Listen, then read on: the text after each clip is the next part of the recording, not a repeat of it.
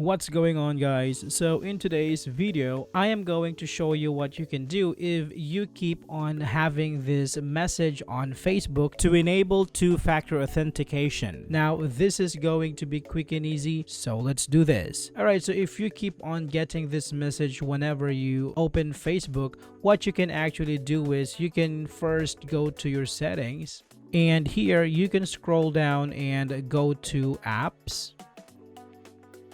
And here you can try to scroll down through the list and look for Facebook. So once you found it, you can tap on it, and here you can go to storage and tap on clear cache and tap on clear data.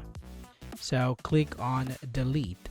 So this is going to reset your Facebook. Now you can go back, and from here open up your Play Store or your App Store and search for Facebook. Okay, so here, if your Facebook needs to be updated, you need to tap on update. So let's update Facebook here. Now once it's done updating, you can tap on open, and here you can log into your account and you should be good to go. Alright, there we have it, guys. I hope this video is helpful for you. Thank you for watching, and I will see you on the next one.